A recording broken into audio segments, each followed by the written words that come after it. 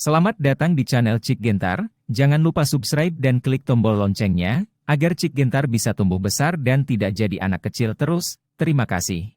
Bab 13. Ketika mereka melihat 49 lampu tiba-tiba menyala pada saat yang sama, semua orang di atap terkejut dengan apa yang terjadi, karena mereka hanya tahu bahwa itu dilakukan oleh David Fred secara tiba-tiba, dan tidak ada cahaya dari awal sampai akhir. Akhir melihat dia menyalakan lampu dengan sesuatu. Kali ini, perhatian semua orang terfokus pada David Fred. Pada saat yang sama, biduk di langit tiba-tiba menjadi lebih terang seolah-olah dirangsang oleh sesuatu. David Fred mencubit tangan kanannya ke jari pedang dan menunjuk ke langit, arahnya bertepatan dengan biduk. Kemudian dia berteriak tunjukkan. Dalam sekejap, biduk di langit tiba-tiba menjadi lebih terang, dan berubah menjadi 7 berkas cahaya seperti naga yang sedang berenang, terbang terus-menerus di udara, dan mengeluarkan raungan yang jelas. Semua orang di atap mengubah wajah mereka. Bagaimanapun, pemandangan ini benar-benar membalikkan kognisi mereka. Apalagi perubahan langit ini begitu indah dan menerawang, serta terdengar semburan suara gemuruh, bagaimana jika mengganggu penduduk di bawah tanah? Faktanya, David Fred adalah yang paling sadar akan perubahan di langit ini. Ini adalah gambar Dharma yang diubah oleh lingkaran sihir Kimendunjia. Hanya mereka yang berada di dalam lingkaran sihir yang dapat melihat keajaiban seperti itu. Orang-orang di luar lingkaran sihir tidak bisa melihatnya. Oleh karena itu, David Fred tidak perlu khawatir mengganggu orang lain yang tidak relevan, karena mereka sama sekali tidak dapat melihat fenomena langit yang aneh ini.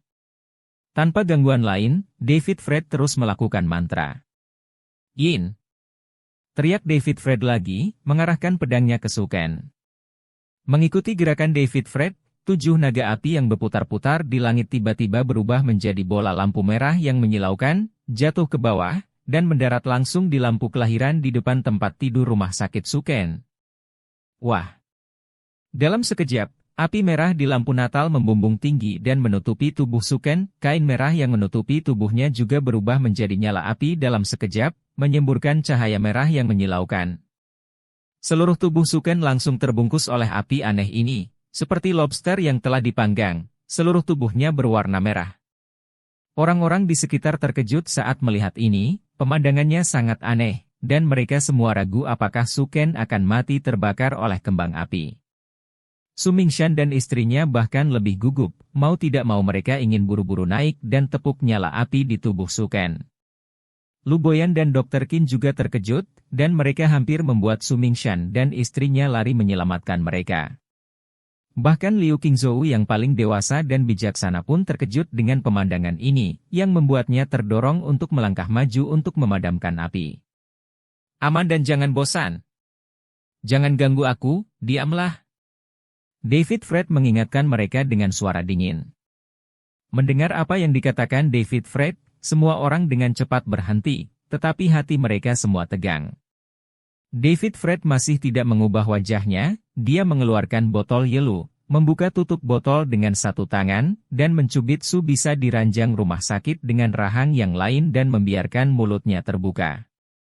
Kemudian David Fred menuangkan semua yelu ke dalam mulut Suken, menutup mulutnya, dan menepuk bagian belakang kepalanya. Gulu. Tenggorokan Suken bergerak, dan yelu ditelan olehnya. Anehnya, ketika Suken menelan embun malam, nyala api di tubuhnya dengan cepat padam, tetapi berubah menjadi aura merah muda seperti perak yang mengalir di permukaan kulitnya. Melihat ini, David Fred segera mengeluarkan kotak akupuntur yang telah disiapkan Liu Qingzhou untuknya, membukanya dan mengeluarkan 7 jarum perak. Bai Hui, San, Feng Qi, Tan Song, Tian Shu, He Gu, Shen Men, Qi Hai, Yong Quan. David Fred merapal dalam hati, dan dengan cepat menusukkan 7 jarum perak ke tubuh Suken di 9 titik akupuntur.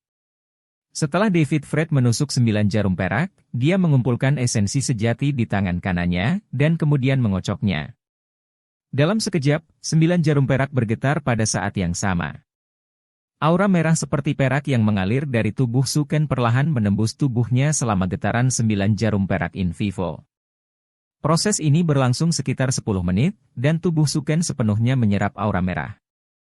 Kemudian, wajah abu-abu mati Suken menunjukkan warna kemerahan orang normal, dadanya naik turun dan napasnya, yang sudah sangat lemah, tiba-tiba kembali normal. Dididi. Alat detak jantung yang tidak jauh dari ranjang rumah sakit tiba-tiba berbunyi, terutama di atap yang sunyi. Melihat ini, semua orang langsung tercengang. Lu Boyan dan Dr. Qin yang berdiri di samping instrumen itu bahkan lebih tercengang, dengan ekspresi tidak percaya di wajah mereka. Di layar instrumen, dengan cepat berubah dari garis lurus menjadi bentuk bergelombang. Ini menunjukkan bahwa detak jantung, denyut nadi, dan pernapasan Suken telah pulih. Dalam waktu kurang dari 10 detik, itu mencapai frekuensi lebih dari 10 kali per menit. Ini berarti Suken benar-benar hidup kembali, hidup kembali. Mata semua orang di atap menatap lurus, terutama Liu Qingzhou, serta Lu Boyan dan Dr. Qin. Mereka tahu betul bahwa Suken sudah diambang kematian, tetapi sekarang dia benar-benar hidup kembali.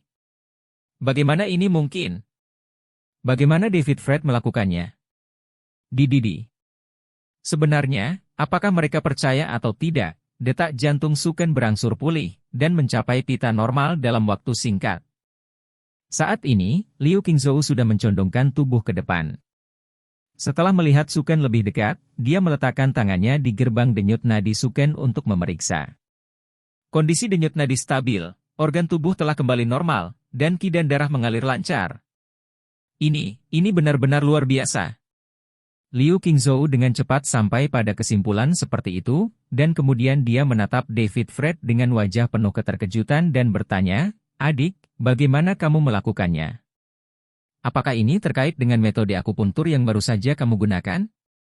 David Fred mengangguk. Metode akupuntur ini benar-benar luar biasa. Liu Qingzhou bertanya kepada David Fred dengan penuh semangat, "Adik, bisakah kau memberitahuku apa nama metode akupuntur ini?" "Oh, ini disebut metode akupuntur Jiu Yang Gui. Berasal dari pengobatan Tao." David Fred tidak bersembunyi dari Liu Qingzhou, tetapi memberitahunya nama metode akupuntur dan prinsip akupuntur, tetapi dia tidak memberitahunya bahwa itu berasal dari kitab suci Taiyan. Faktanya, 9 yang kembali ke 1 yang dilakukan oleh David Fred adalah metode akupuntur kuno yang tercatat dalam kitab suci Taiyan. Untuk lebih tepatnya, metode akupuntur 9 yang kembali ke 1 ini sebenarnya adalah semacam formasi akupuntur, digunakan bersama dengan susunan kehidupan berkelanjutan 7 bintang. Ini memiliki efek magis memperbaiki meridian dan menghidupkan kembali orang mati.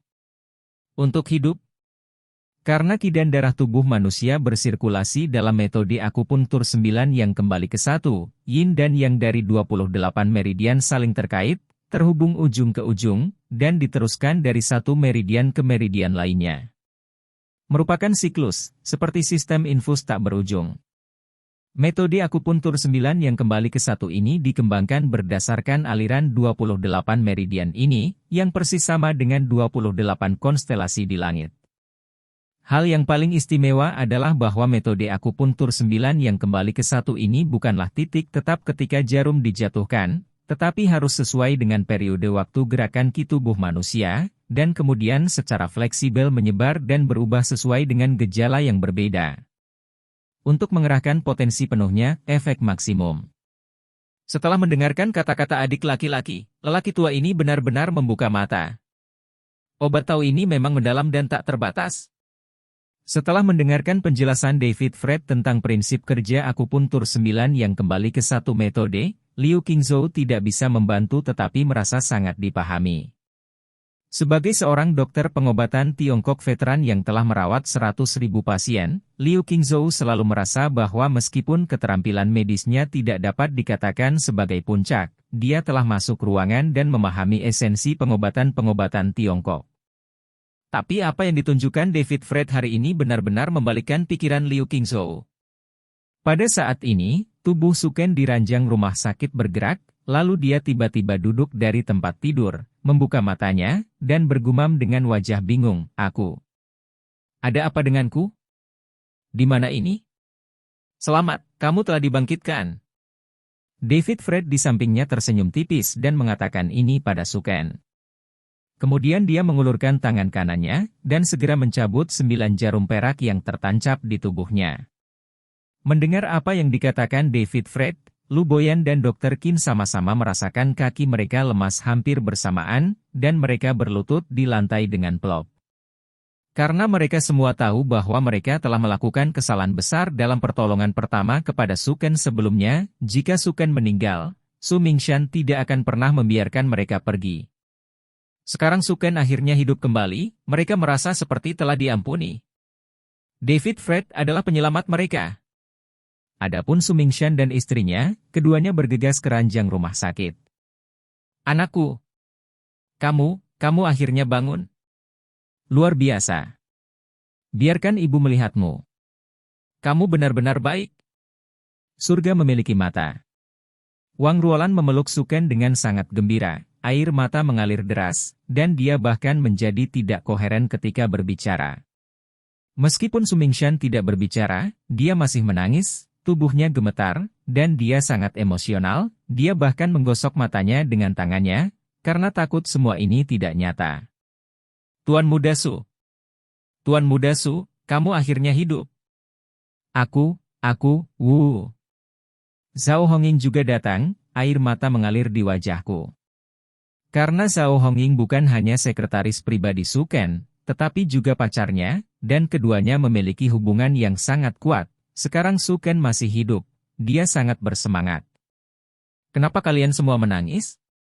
Suken masih linglung, karena dia tidak mengerti mengapa dia ada di sini untuk sementara waktu. Mengapa orang tua saya dan Zhao Hongying menangis begitu gembira? Tuan Muda Su, hari ini Anda dan saya mengalami kecelakaan mobil dalam perjalanan ke perusahaan bersama Anda. Zhao Hongying memberitahu Suken tentang hal itu sambil menekan kegembiraannya. Aku ingat. Saat itu, dump truck kehilangan kendali dan tiba-tiba menabraknya, dan aku tidak punya waktu untuk mengelak. Lalu aku tidak tahu apa-apa. Setelah Zhao Hongying mengatakan ini, Suken akhirnya ingat. Pada saat ini, David Fred merasakan gelombang kelelahan, dan dia segera tahu bahwa ini adalah hasil dari mantranya yang berulang-ulang, itu akan menghabiskan energi nyata dan banyak energi mental. Namun, kultivasi David Fred saat ini masih dangkal, dan tidak mudah untuk bertahan sampai sekarang. Jadi David Fred berkata kepada semua orang, sudah larut, dan saya juga sangat lelah, jadi saya harus pergi kembali istirahat dulu. Mendengar David Fred ketika Yun mengatakan ini, Su Mingshan di sebelahnya adalah yang pertama pulih. Dia dengan cepat bertanya kepada David Fred, Tuan Fred, anakku. Apakah dia benar-benar kembali normal?